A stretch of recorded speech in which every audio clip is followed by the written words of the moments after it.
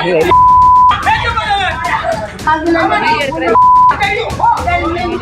வங்கி வீட்டுல இன்னும் படுத்து கிடக்கு வெக்கமா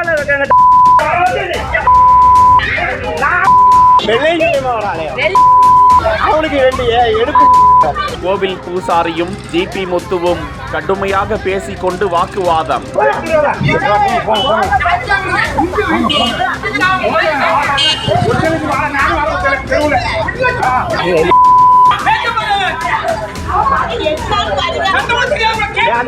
வெளியே வர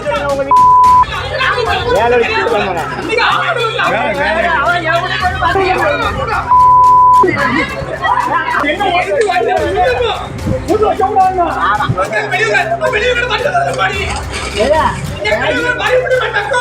பூசாரி மகேஷும் ஜிபி முத்துவை கடுமையாக வசைபாடுகிறார். இந்த நிலையில் இருவரும் வாக்குவாதம் செய்து கொள்ளும் இந்த காட்சியை அங்கிருந்தவர்கள் செல்போனில் வீடியோவாக பதிவு செய்து வலைதளத்தில் வெளியிட பரபரப்பை ஏற்படுத்தி வருகிறது.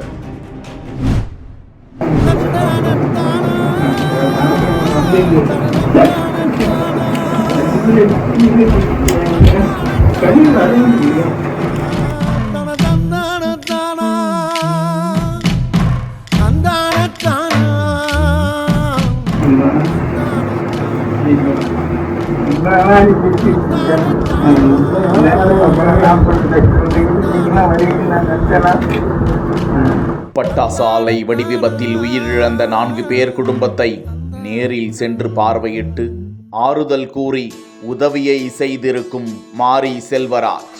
மலையில நாத்தி பிடிக்குது ராஜா, என் மனதுக்குள்ள வெடி வெடிக்குது ராஜா.